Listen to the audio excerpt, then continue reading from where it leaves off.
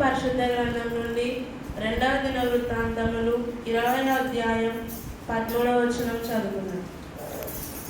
యూదా వారందరూ తమ శిశువులతోనూ భార్యలతోనూ పిల్లలతోనూ యెహోవా సన్నిధిని నిలవబడిరి. దేవుని తన పరిశుద్ధ వాక్యమును ప్రార్థించుకుందాం.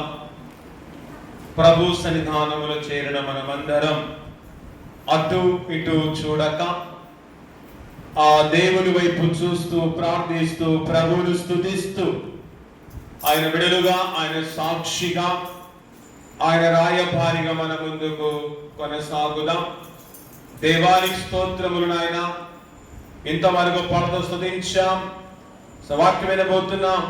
మీ కావాల్సిన సిలబసాన్ని మరుగుపరుచుకొని మాకు కావలసిన శ్రేష్టమైన వర్తమానం, అది శ్రేష్టమైన వర్తమానం నుంచి మాతో మాట్లాడి మహిమ పొంది మీరు మమ్మల్ని దృఢపరిచి బలపరిచి మీ తైలాభిషేకముతో దైవాభిషేకముతో నింపి పంపమని ప్రతొకరు ప్రార్థించు. మనము దేవునికి సంపూర్ణంగా పరిపూర్ణంగా సమర్పించుకొని ముందుకు మనము కొనసాగుదాం. అందులో ప్రార్థిస్తూ ఉండగా ప్రార్థన మన మధ్యలో ఉన్న ప్రసంగి గారు మన ప్రార్థన నడిపిస్తారు. స్తోత్రం దేవా, స్తోత్రం తండ్రి, స్తోత్రం తండ్రి, స్తోత్రం అయినా అవునైనా ఇంతవరకు నువ్వు ఇచ్చిన జ్ఞానం పోతే నువ్వు ఇచ్చిన స్థలంతో పాడి సృష్టించి కనపరిచిన తండ్రి. 2-3 ధ్యానించిన వారి మధ్యలో సెలవిచ్చిన రీతిగా మీరు మా మధ్యలో ఉండి నడిపించిన విధానం బట్టి వల్ల స్తోత్రం తండ్రి. జరవై కార్యక్రమం అంతా స్వాధీనపరచుకుంటూ ప్రార్థిస్తున్నాం తండ్రి. అవునైనా ఏపు చుట్టూ అలా కంచె వేసే ప్రభాని సన్న చుట్టూ కంచె వేసి మమ్మల్ని ప్రార్థిస్తున్నాం తండ్రి. అవునైనా గ్రహించగల మనసు ఈయన చూడడం మాకు దయచేసి వాడుకొని నడిపించి మహిమ పొందమని ప్రార్థిస్తున్నాం తండ్రి. అందరితో మీరు మాట్లాడి మహిమ పొందమని ప్రార్థిస్తున్నాం తండ్రి. ఈ దాసులో చాటన్నారు. క్రీస్తునందు ప్రేమైన దైవ జనాంగమా, ఈ సమయములో ఈ రాత్రి కాల వేళలో కొద్ది నిమిషాలు దేవుని వాక్యాన్ని మనము ధ్యానించుకుందాం. అంతకంటే ముందు ఈ యొక్క శ్రేష్టమైన సమయం, శ్రేష్టమైన జీవితాన్ని అనుగ్రహించిన మన సృష్టికర్త అయిన దేవాది దేవునికి మొట్టమొదటిగా హృదయపూర్వకముగా ఎంతగానో కృతజ్ఞతాస్తుతులు చెల్లిస్తూ ఉన్నాం. అదే విధముగా లోకములో ఎన్నో పనులున్నప్పటికీ ఆ పనులన్నిటిని లెక్క చేయక విశ్వాసం, నిరీక్షణ, ఆశాభావముతో ఆ ప్రభు సన్నిధిలో కూర్చున్న మీకందరికీ మన ప్రభువైన యేసుక్రీస్తు నామమున మీకందరికీ శుభములు తెలియజేస్తూ ఉన్నాం. క్రీస్తునందు ప్రేమైన దేవుని బిడలారా, ఈ రాత్రి కాలపు ఆరాధన కార్యక్రమానికి ఏర్పాటు చేయబడిన వాక్య భాగాన్ని చదవగా మనమందరము విన్నాం. అలాగే ఈ రాత్రి కాలపు ఆరాధన కార్యక్రమానికి ఏర్పాటు చేయబడిన ధ్యానాంశము ఎక్కడ నిలబడాలి అనే ధ్యానాంశంపై మనము ధ్యానించబోతూ ఉన్నాం. ఏం అంశంపై ధ్యానించబోతున్నామండి? ఎక్కడ నిలబడాలి అనే ధ్యానాంశంపై మనము ధ్యానించబోతూ ఉన్నాం. కనుక మనం ఎక్కడ నిలబడాలి, ఎక్కడ నిలబడకూడదు అనే ధ్యానాంశంపై మనము ధ్యానించబోతూ ఉండగా పరిశుద్ధాత్మ దేవుడు నీతో నాతో ఆయన స్పష్టముగా మాట్లాడబోతూ ఉండగా విని విశ్వసించువారుగా ఉండాలని ప్రభు నామమున తెలియజేస్తూ ఉన్నాం. విని విడిచిపెట్టని వారముగా ఉండక విని విశ్వసిస్తూ దేవుని వాక్యానుసారముగా జీవించే వారముగా ఉండాలని ప్రభు నామమున తెలియజేస్తూ ఉన్నాం. చూడండి, ఎక్కడ నిలబడాలి అంటే మొట్టమొదటి చూడండి, యెహోవా సన్నిధిలో నిలబడాలి. ఎక్కడ నిలబడాలంటమ్మా? యెహోవా సన్నిధిలో నిలబడాలి. ఇంతవరకు నీ జీవిత విధానములో, నా జీవిత విధానములో మనం యెహోవా సన్నిధిలో నిలబడ్డామా, నిలబడలేకపోతూ ఉన్నామా అనేది ఒకసారి మనము పరీక్షించుకునే వారముగా ఉండాలి.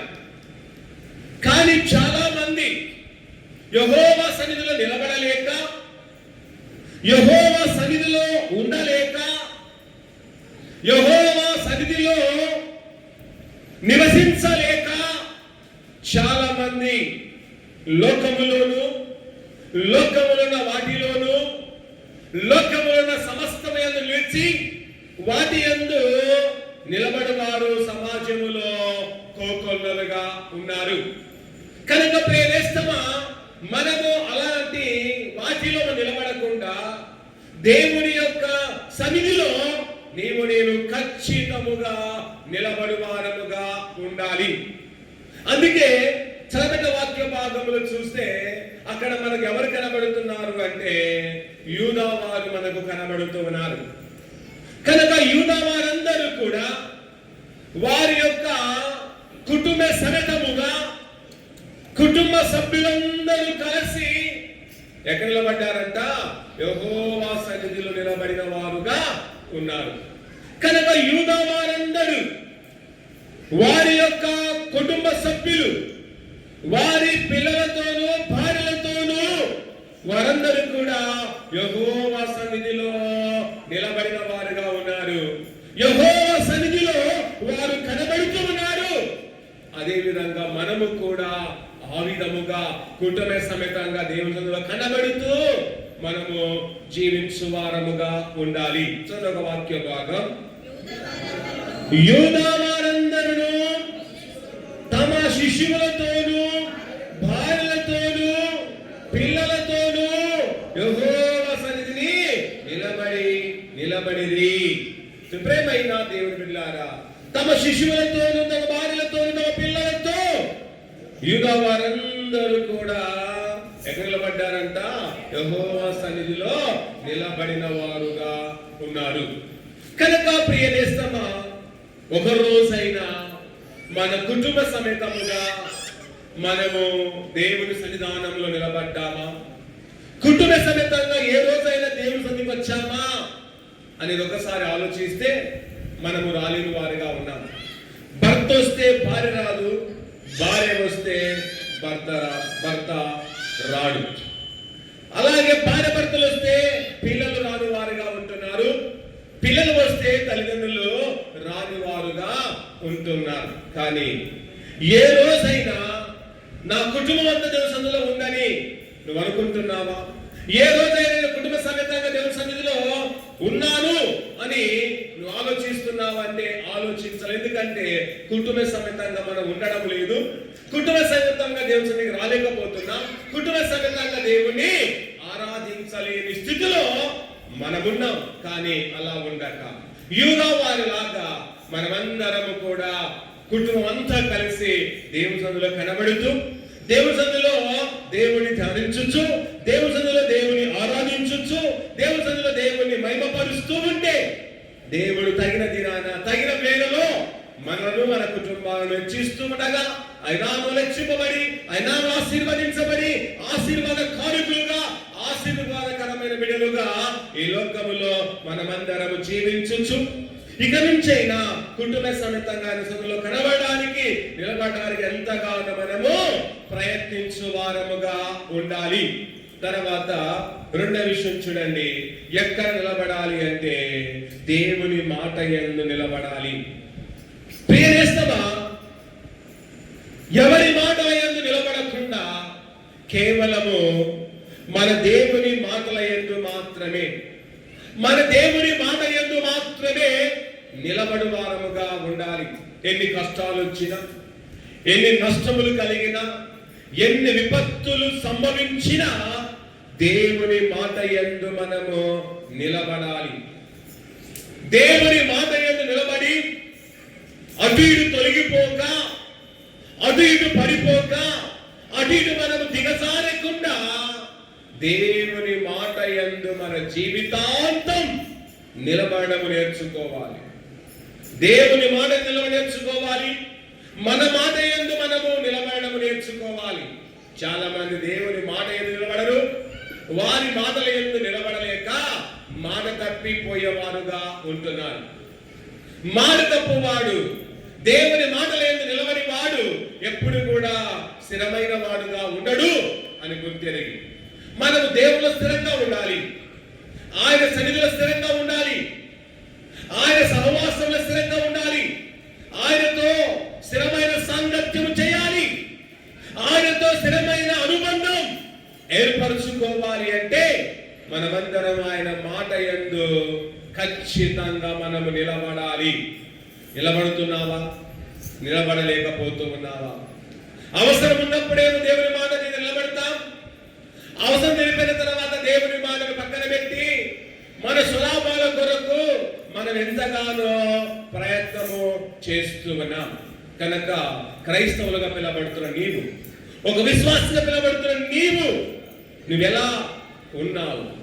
ఎక్కడ నిలబడుతున్నావు? ఏ ప్రదేశం నిలబడుతున్నావు? నిలవకూడని ప్రదేశం నిలబడుతున్నావా?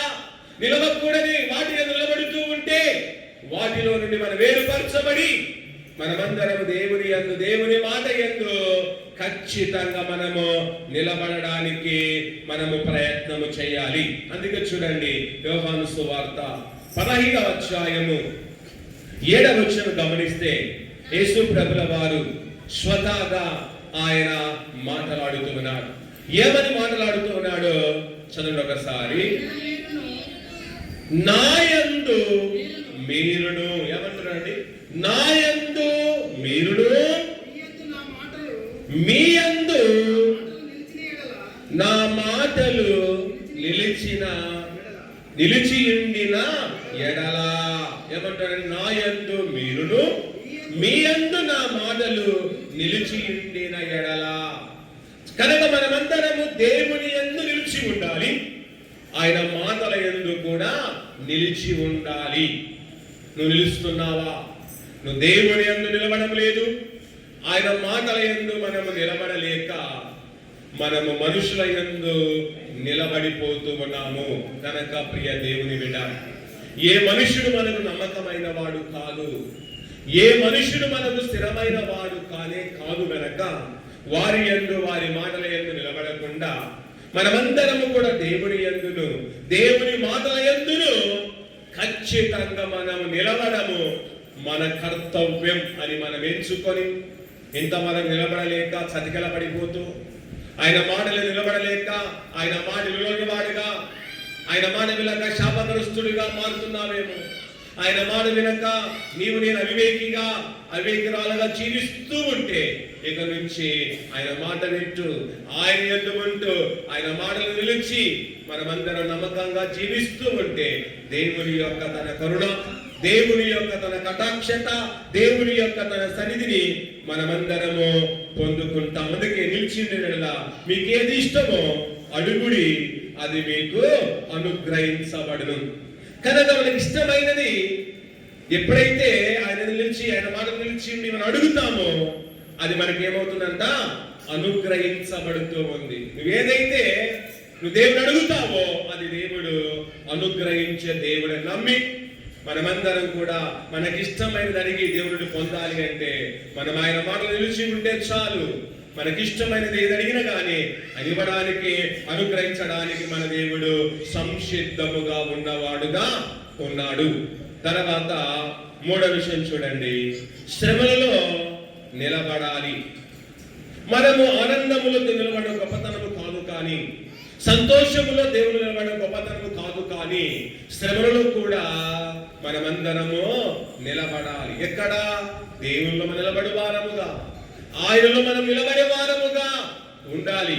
కానీ శ్రమలు రాగానే దేవుని నుండి మనము పడిపోకుండా, అలాగే శ్రమలు రాగానే దేవుని విడనాడకుండా, ఆయన విడనాడకుండా అన్ని సమయాలు ఎన్ని శ్రమలు వచ్చినా మనము ఖచ్చితంగా దేవుల్లో మనము నిలబడి దేవునికి మనము కనబడేవారుగా ఉండాలి. ఈ మధ్య కాలంలో క్రైస్తవులైన వారు దేవుని ఆశీర్వాదం కొరకు ఎదురు చూస్తున్నారు, దేవుని దీవెన కొరకు ఎదురు చూస్తున్నారు. కానీ శ్రమనగానే అందరూ కూడా పారిపోయేవారుగా ఉన్నారు, శ్రమనగానే తొలగిపోయేవారుగా ఉన్నారు, శ్రమనగానే చాలా మంది కృంగిపోతూ ఉన్నారు. కనుక నా జీవితంలో శ్రమంలో కూడా మనము దేవుల్లో ఖచ్చితంగా మనము నిలబడము మనకెంతైనా అవసరత. దైవ గ్రంథములో మనం చూస్తే యోబు శ్రమల్లో నిలబడిన వాడుగా ఉన్నాడు. ఆయనకు కలిగిన శ్రమలు లెక్కలేని శ్రమలు కలిగాయి, ఎన్నో విపత్తులు కలిగాయి, ఎన్నో ఆపదలు సంభవించాయి, ఎన్నో సమస్యలను ఎదుర్కొన్నాడు, చివరికి సమస్తాన్ని కోల్పోయాడు.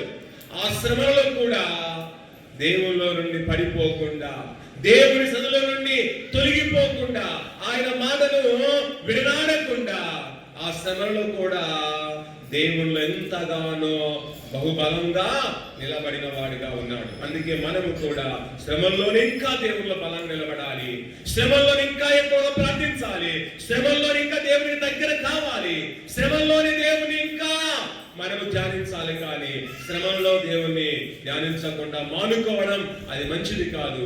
శ్రమంలో దేవుని దూరం కావడం మంచిది కాదు, కష్టాల్లో దేవుని దూరం కావడం మరి మంచిది కాదు. శ్రమలు వచ్చినప్పుడు ఇంకా దేవునికి సమీపంలోనికి వచ్చి ఇంకా శ్రమలలోనే బహుబలంగా ప్రభువుని మనము ఆరాధించే ఆరాధికులంగా మనం ఉండాలి. కనుక శ్రమలు కలిగినప్పుడు ఆయన ఏం మాట్లాడాడో వాక్య భాగం చూద్దాం. యోబు గ్రంథము చూడండి 23వ అధ్యాయము 10వ వచనాన్ని ఒకసారి మనం చదువుకుందాం. చదవండి. 23:10. నేను నడుచు మార్గము ఆయనకు తెలియను. చూడండి, ఇక్కడ యోబు విన్నాడు, ఏమంటున్నాడండి? నేను నడుచు మార్గము ఆయనకు తెలియను. యోబు నడిచే మార్గం ఎవరికి తెలుస్తుందంట? దేవునికి తెలియదు. యోబు మార్గమే కాదు దేవుడు తెలిసేది, మనం నడిచే మార్గము కూడా దేవునికి తెలియదు. ఏ మార్గం నడుస్తున్నావో ఆయనకు తెలుస్తుంది, నువ్వేం ఆలోచిస్తున్నావో తెలుస్తుంది, ఏ విధంగా నీ బుద్ధి ఉందో ఆయన తెలుస్తుంది, నీ తలపు ఎలాగున్నాయో ఆయన తెలుస్తుంది, హృదయంలో ఏమనుకుంటున్నావో ఆయన తెలుస్తుంది, హృదయం ఎవరు ద్వేషిస్తున్నావో ఆయన తెలుస్తుంది, హృదయంలో ఎవరు తిరుగుతున్నావో ఆయన తెలుస్తుంది, నీ హృదయంలో ఏదైతే దుష్ట స్వభావం ఉందో అది ఆయనకు తెలుసును. ఆయనకు తెలియకుండా ఏది జరగబోదు. నువ్వేమి ఆలోచిస్తూ ఉన్నా, నువ్వు ఏమి చేస్తూ ఉన్నా ఆయనకు ఖచ్చితముగా తెలుస్తుంది. ఆయనకు తెలియకుండా నువ్వేమి చేయబోవు అని మనమందరం జ్ఞాపకం చేసుకుని, నువ్వు మంచి చేసినది తెలుస్తుంది, చెడు చేసినది ఏమి తెలుస్తుంది, నువ్వు పరిశుద్ధుడిగా ఉన్నది తెలుస్తుంది, అపరిశుద్ధుడిగా జీవించేది తెలుస్తుంది, నువ్వు పాపము చేసినా తెలుస్తుంది. ఒక రహస్యంగా ఏ పాపం చేసినా దేవుడు తెలియనుకుంటా, అది కూడా దేవుడు తెలుస్తుంది. నువ్వు ఏది చేసినా, ఎక్కడ చేసినా, భూమి క్రిందికి దిగి వెళ్ళి ఏమి చేసినా కూడా ఆయనకు తెలుస్తూనే ఉంది అని జ్ఞాపకం చేసుకొని, ఆయనకు తెలుస్తూ ఇంతవరకు నువ్వు చేస్తూ నటిస్తూ, నేను చాలా పరిశుద్ధుడను, నేను చాలా ఉన్నతమైన వాడను, నేను చాలా పర్ఫెక్ట్ గా ఉన్నానులే, నన్ను మించిన పర్ఫెక్ట్ అయిన క్యాండిడేట్ ఎవరు లేరులే, నన్ను మించిన వారు సంఘంలో ఎవరు లేరు అనుకుంటూ ఉన్నావు. కానీ నువ్వు చేసే ప్రతి పని, నువ్వు చేసే నటన, నువ్వు చేసే స్వార్థపు ఆలోచనలు, నువ్వు చేసే తప్పుడు పనులు, నువ్వు తీసుకున్న తప్పు నిర్ణయాలన్నీ కూడా ఆయనకు తెలియను అని మనము జాగ్రత్తగా గుర్తించాలి. తర్వాత అంటాడు, ఆయనను శోధించిన తర్వాత నేను సువర్ణ వలె కనబడుదును. దేవుడు యోబును శోధించిన తర్వాత యోబు ఎలా కనబడతానంటున్నాడండి? సువర్ణ వలె కనబడతానంటాడు. సువర్ణం అనగా చెప్పాలి, సువర్ణం అనగా అర్థం ఏంటి? ఏమ్మా, సువర్ణం అంటే మీకు చాలా ఇష్టం, మీకు స్త్రీలకు చాలా ఇష్టమైంది ఏంటది? బంగారం. సువర్ణం అనగా బంగారం. అమ్మ, స్త్రీలకు బంగారం అంటే ఇష్టమా కాదా? ఇష్టమే. కనుక మీకు ఇష్టమైనది బంగారం. అందుకే ఇది అంటాడు, ఆయనను శోధించిన తర్వాత నేను సువర్ణ వలె కనబడుతాను. నన్ను దేవుడు ఎంతగా శోధించినా, ఎంతగా నన్ను శ్రమ పెట్టినా, ఎంతగా నాకు బాధ తలపెట్టినా నేను మాత్రము శ్రమల తర్వాత నేను ఒక సువర్ణ వలె కనబడతా, ఒక బంగారు వలె కనబడతాను అంటున్నాడు. అలాంటి నిరీక్షణ మనలో ఉండాలి. మనము కూడా శ్రమ వచ్చిందని కృంగిపోతా, శ్రమ తర్వాత ఒక సువర్ణంలా మారిపోతా, ఒక బంగారు లాగా మారిపోతా, బంగారు లాగా మెరిసిపోతాను అని దృఢ నమ్మకంతో మనము జీవించాలి కాదు. అయ్యో శ్రమ వచ్చిన కృంగిపోతే నువ్వు సువర్ణ వలె మారలేవు, బంగారు వలె నువ్వు మారలేవు. నీ జీవితం బంగారు లాగా మారాలి, నీ జీవితం బంగారు పాటలాగా మారాలి, నీ కుటుంబం బంగారు లాగా మారిపోవాలి, ఒక బంగారు కుటుంబంగా నీకు మారిపోవాలి. అంటే వచ్చిన శ్రమలలో నువ్వు బాధపడక వాడిని జయించి, వాడిని నువ్వు అధిగమించి నువ్వు దేవుల్లో నిలబడితే చాలు. శ్రమల తర్వాత నీకు వచ్చే ఆనందం వేరు, ఆశీర్వాదం వేరు, ఆ యొక్క దీవెన వేరు. నీ జీవితం ఒక బంగారు లాగా మారిపోదని నమ్మి నేస్తామా చిన్న చిన్న సమస్యలకు, శోధనలకు మనము కృంగిపోకుండా మనమందరం బలంగా నిలబడితే శ్రమల తర్వాత మనం ఖచ్చితంగా యోగులాగా మనం కూడా సువర్ణంలాగా మారుతాం, బంగారులాగా మారుతామని నమ్మి మన జీవితాన్ని బంగారులాగా మార్చుకొని దేవుని యొక్క అడుగు వేసి మన జీవిత ప్రయాణాన్ని ఎంతగానో మనము కొనసాగించే వారముగా ఉండాలి. తర్వాత 4వ విషయం చూడండి, ఎక్కడ నిలబడాలి అంటే చూడండి, బండ మీద నిలబడాలి. ఎక్కడ నిలబడాలంటమ్మా? బండ మీద. కనుక నీవు నేను బండ మీద నిలబడుతున్నామా, లేకపోతే మనం ఎక్కడ నిలబడుతున్నాము అనేది మనము ఆలోచన చేసుకోవాలి. కనుక బండ అనగా చెప్పాలి క్రీస్తు. కనుక క్రీస్తులో నిలబడాలి. కానీ నువ్వు ఎక్కడ నిలబడుతున్నావు? దుష్టుల దగ్గర నిలబడుతున్నావా? పాపుల చోట్ల నిలబడుతున్నావా? అపవాసకులు కూర్చున్న చోట నువ్వు నిలబడుతున్నావా? లేకపోతే ఎక్కడ నిలబడుతున్నావు? నేను నిలబడే చోటు ఎలా ఉంది? నువ్వు దినదిన ఎక్కడ నిలబడుతున్నావు? నిలబడకూడని చోట నిలబడుతున్నావా? నిలబడి చోట నేను నిలబడలేకపోతున్నాను, కానీ నిలబడకూడని చోటలో అనేక సార్లు మనము నిలబడి అవమానం తెచ్చుకుంటున్నాం. మనకు కాకుండా మన దేవుని కూడా అనేక సార్లు అవమానాన్ని, అపకీర్తి మనం కలగజేస్తున్నామంటే ఎంత విచారకరం. ఒక్కసారి ఆలోచించుకొని ఈ యొక్క దినాన మనమందరము కూడా క్రీస్తు అనే బండ మీద మనము ఖచ్చితముగా నిలబడువారముగా ఉండాలి. చూడండి, కీర్తనల గ్రంథము 40వ కీర్తన 2వ వచనం చదవండి. నాశనకరమైన గుంటలో నుండి, జిగటగల దొంగ ఊబిలో నుండి ఆయన నన్ను పైకెచ్చెను. చూడండి, నేను కీర్తనగారు దావీదు మాట్లాడుతున్నాను. ఎక్కడి నుండి ఎక్కడికి అతను పైకెత్తాడంటే నాశనకరమైన గుంటలో నుండి దేవుడు అతన్ని పైకెత్తిన వాడిగా ఉన్నాడు. జిగటగల దొంగ ఊబిలో నుండి దావీదును దేవుడు పైకెత్తిన వాడుగా ఉన్నాడు. తర్వాత నా పాదములు బండ మీద నిలిపి నడుములు స్థిరపరచను. అతని యొక్క పాదములను ఎక్కడ నిలిపాడు? దేవుడు బండ మీద నిలిపాడు. అతని పాదములు బండ మీద నిలపడం మాత్రమే కాదు, దేవుడు ఏం చేశాడు తెలుసా? అతని యొక్క అడుగులను ఏం చేశాడంటే స్థిరపరిచాడు. తన అడుగులను స్థిరపరిచాడు. పడిపోకుండా, జారిపోకుండా, దిగజారకుండా దావీదు యొక్క అడుగులను దేవుడు స్థిరపరిచాడు. మనము కూడా లోకములో పడిపోకుండా, జారిపోకుండా ఉండాలంటే ఆయన బండ మీద మనము నిలబడితే అప్పుడు మన అడుగులను ఆయన స్థిరపరుస్తున్నాడు, మన బ్రతుకును స్థిరపరుస్తున్నాడు. ఆయన నామములు స్థిరపరచబడి ఆయన నామములో మనము బలముగా నిలబడుతూ ఆయన యొక్క గొప్ప తన కరుణ, తన కటాక్షత, తన సన్నిధి కాంతిని పరిపూర్ణంగా మనం పొందుకుందాం. ప్రియనేస్తమా, నీవు నేను ఎక్కడ నిలబడాలో పరిశుద్ధాత్మ దేవుడు తెలియజేశాడు. నిలబడిన స్థలం నిలబడకుండా నిలబడే స్థలములోనే నిలబడదాం. ఎవరి ఇతర దేవతలను నిలబడకుండా మన దేవుడి యందు, దేవుని సన్నిధి యందు నిలబడదాం. శ్రమల్లో, కష్టాల్లో నిలబడదాం. దేవుని యొక్క నామమున నిలబడి ఆయన నామస్మరణాన్ని మనము చేస్తూ ఆయన నామాన్ని మనము తలంచుచు, ధ్యానించుచు ఆయన ధ్యానికులుగా ఉందాం.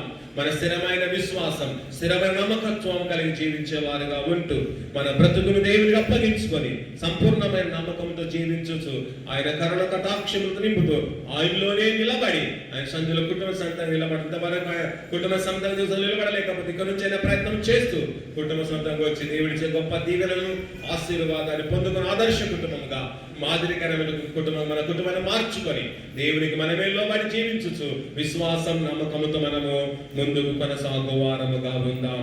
ప్రార్థించుకుందాం. తలలు వంచండి, ప్రార్థించుకుని దేవుడిచ్చిన నీ వాక్య ప్రకారంగా జీవించే మహాధన్యత మాకును మా సంఘానికి మీరు ప్రసాదించండి. మా కుటుంబం అంతా కలిసి మీ సన్నిధిలో కనబడే కృపను, నిలబడే కృపను, కూర్చుండే కృపను మీరు మాకు ప్రసాదించి దినాన ఇప్పుడే మమ్మల్ని అందరినీ మీరు ఆశీర్వదించుము దేవా అని అందరం ప్రార్థిస్తూ ప్రభువును వేడుకొని ముందు కొనసాగుతూ ప్రార్థిస్తుండగా మన మధ్యలో ఉన్న మాజీ పరిచారకురాలు సుజాతమ్మ గారు మనం ప్రార్థన నడిపిస్తారు.